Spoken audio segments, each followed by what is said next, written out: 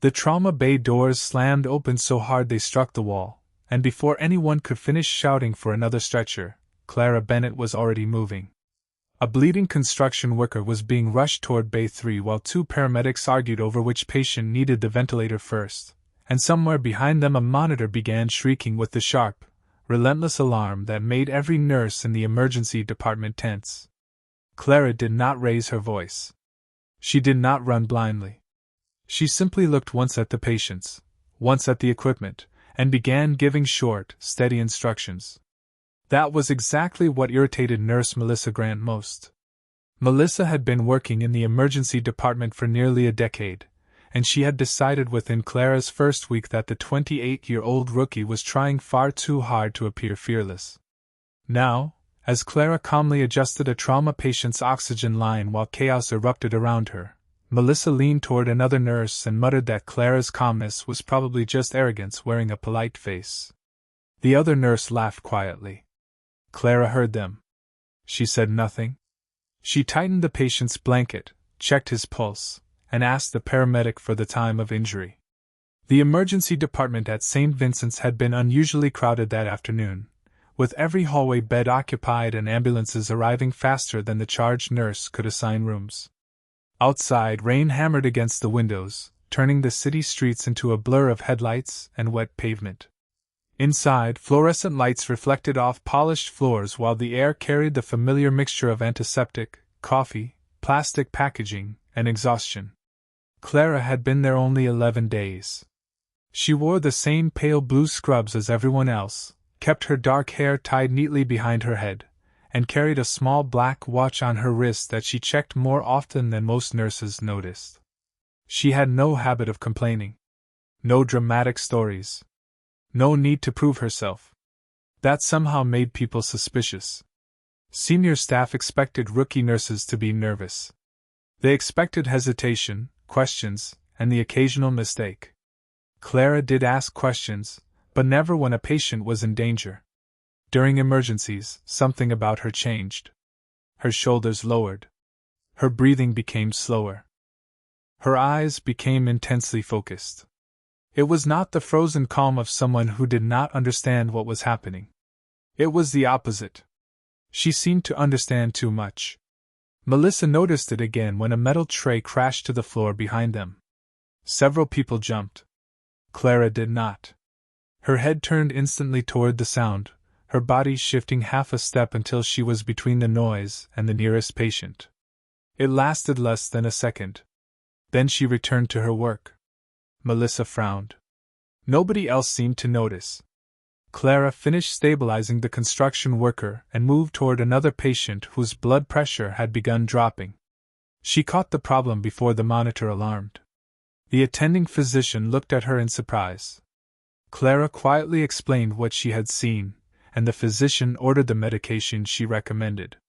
The patient's numbers began to improve. Melissa watched from across the room, uncomfortable with how often the rookie seemed to notice things before everyone else. Then came the call that changed the entire shift. The hospital operator announced that 3 ambulances were approaching simultaneously after a major traffic collision on the Eastern Highway. The charge nurse closed her eyes for one brief moment. There were already more patients than available staff. Everyone began moving faster. Stretchers were pulled from storage. Supplies were opened. Portable monitors were checked. Clara moved through the department without wasting a single motion. She placed emergency equipment where it could be reached quickly, checked the oxygen cylinders, and quietly asked the technician to keep one trauma bay clear. Melissa caught her doing it. "Why are you rearranging things?" she asked sharply. Clara looked at her. "Because we may need the space." Melissa shook her head. "You have been here 11 days. Let the people who know this department run it." Clara nodded immediately. There was no argument. "Yes, ma'am." That answer somehow made Melissa feel worse. The first ambulance arrived less than 4 minutes later. Then another. Then another. The department transformed into a storm of movement. A child was carried into one bay. A driver with chest trauma went into another. A third patient arrived unconscious, surrounded by paramedics calling out vital signs. Doctors shouted instructions. Nurses moved between beds. Family members cried behind the security doors. Somewhere in the middle of it all, Clara noticed something nobody else did. The main entrance had been left unsecured. It was a small detail, almost meaningless under ordinary circumstances. But Clara stared toward the doors for 2 seconds longer than necessary. Her expression changed. Not fear. Recognition. She turned to the charge nurse. "We should lock the secondary entrance." Melissa almost laughed. "Clara, we have 3 trauma patients." "I know." "Then focus on them." Clara looked back toward the corridor. "I am." Before Melissa could answer, a loud crash echoed from the far end of the building. The emergency department fell strangely quiet for half a heartbeat. Then came shouting. Not medical shouting. Different. Sharper. Frightened. A security officer appeared around the corner, running toward them. "Everyone away from the entrance!" he yelled. Staff froze. Clara did not.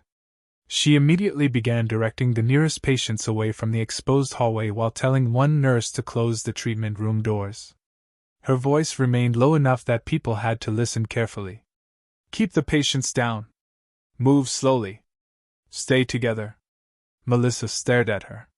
The rookie nurse, who had seemed almost annoyingly calm, was now controlling a room full of frightened medical professionals with nothing more than a steady voice and precise instructions. Then another sound came from the corridor. The security officer stumbled backward into view. Clara's eyes narrowed. She looked at the doors, then at the patients, then at the narrow passage beside the nurse's station. In that instant, Melissa saw something she could not explain. Clara was no longer behaving like a nurse reacting to an emergency. She was assessing the room as if she had done this before. As if she already knew where danger would come from. The overhead lights flickered once. A frightened patient began crying. Clara moved closer to the trauma bay entrance, and quietly told everyone to stay behind her line of sight. Melissa whispered, "How do you know what to do?" Clara did not answer. Her hand briefly touched the small black watch on her wrist. Then the doors at the end of the corridor burst open, and Clara stepped forward with a calmness that suddenly looked nothing like arrogance. It looked like training. And whatever had taught her to remain that calm had clearly followed her into the emergency room. For 3 seconds, nobody moved. The emergency department seemed to hold its breath while the sounds from the corridor grew closer. Clara stood near the trauma bay entrance, watching the hallway instead of the people around her, and for the first time Melissa noticed that the rookie nurse was not looking frightened because she was not thinking about herself at all. She was counting exits. Counting patients. Counting seconds. The security officer shouted for everyone to stay back, but panic had already begun spreading through the ER. A family member tried to reach the waiting room doors, a technician dropped a tray, and one of the trauma patients began struggling against the oxygen mask. Clara moved immediately. She lowered herself beside the patient and spoke in the same calm voice she had used minutes earlier. She told him to breathe slowly and stay still. Then she looked toward the nurses. "Move the critical patients away from the corridor." Melissa hesitated. "We cannot just leave the bays." Clara looked directly at her. "We are not leaving them. We are protecting them." Something in her voice stopped the argument before it started. The staff began moving. Clara assigned tasks with remarkable precision, directing one nurse toward the pediatric patient and another toward the unstable driver. She asked for the portable monitor, ordered the automatic doors secured, and told the charge nurse to contact hospital security. Every instruction was brief. Every movement had a purpose. Yet beneath that calm exterior, something painful was beginning to surface. Clara knew this feeling. She knew what it meant when a room became too loud, when people stopped thinking clearly, when fear turned trained professionals into a crowd. She had seen it before. Not in a hospital. Somewhere far away. Somewhere she had spent years trying not to remember. A sharp sound came from the corridor. Clara immediately repositioned herself between the hallway and the nearest patient. Melissa finally saw what had seemed strange about her from the beginning. Clara was not fearless. Her fingers were trembling slightly. She had simply learned how to keep the trembling from controlling her. The hospital security team finally reached the department, and the immediate danger began to move away from the patient area. But the crisis was not over. A confused visitor had become trapped near one of the side corridors, and a frightened young staff member froze when she realized she could not reach the locked door. Clara saw her. She could have stayed where she was. Protocol said to wait for security. Instead, she made a decision. She crossed the exposed section of hallway, reached the staff member, and guided her back towards safety. Melissa shouted her name. Clara did not stop. She returned with the frightened employee and immediately went back to the trauma bay. Nobody spoke for several seconds. Then the charge nurse asked quietly, "Where did you learn to do that?" Clara kept her eyes on the patient monitor. "Experience." Melissa stared at her. "What kind of experience?" Clara did not answer. The room filled again with medical alarms and hurried footsteps, but something had changed. The staff no longer looked at Clara as the inexperienced nurse who had been too calm. They watched her with a mixture of confusion and respect. Then one of the paramedics noticed something on her wrist. The small black watch Clara had touched earlier was not an ordinary watch. It carried a faint, worn mark beneath the strap, almost completely hidden by years of use. The paramedic stared at it for a moment, and then looked at Clara. "Where did you get that?" Clara's face went still.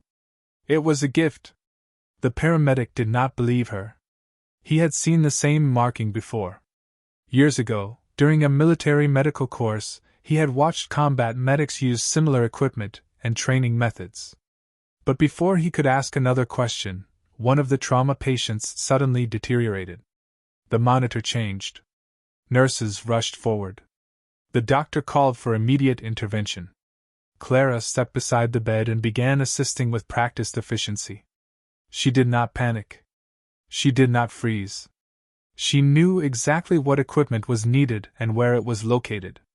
The attending physician followed her instructions without even realizing he was doing it. Melissa stood at the edge of the room, watching. This was no longer something she could explain away as confidence. Clara was anticipating decisions before they were spoken. When the patient stabilized, Clara finally stepped back. Her breathing was heavier now. Her eyes were wet, though she quickly turned away. Melissa approached her quietly. "You have done this before." Clara looked down. "I am a nurse."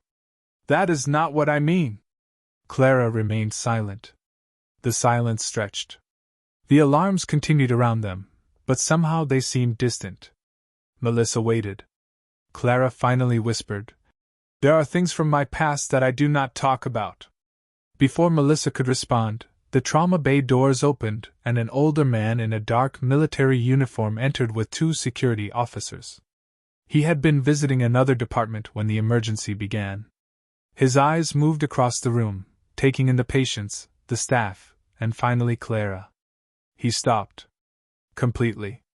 His face changed as if he had just seen someone he thought belonged to another chapter of his life. Clara noticed him and went pale. The officer stared at the faded mark beneath her watch strap. Then he looked into her eyes. "Clara Bennett?" he asked quietly. The room seemed to disappear around them. Clara said nothing. The officer took one careful step forward. "I knew only one medic who could stay that calm when everything around her was falling apart." Melissa looked from the officer to Clara. "Medic?" she whispered. Clara closed her eyes for a moment. The officer's next words were barely audible, but they changed everything. "You were there that night. You were the one who kept our team alive." Clara opened her eyes, and the calm mask finally cracked. Because the truth was not that she had learned how to survive chaos in this hospital. The truth was that she had spent years trying to forget the place where she had first learned it. The room seemed to become smaller after the officer spoke, as if every person in the ER had suddenly moved closer without taking a step. Clara stood beside the trauma bed with her hands resting against the edge of the mattress, and for the first time since the crisis began, She looked less like the calm nurse everyone had been watching and more like a young woman carrying something far heavier than anyone had imagined. The officer did not expose her past to the room.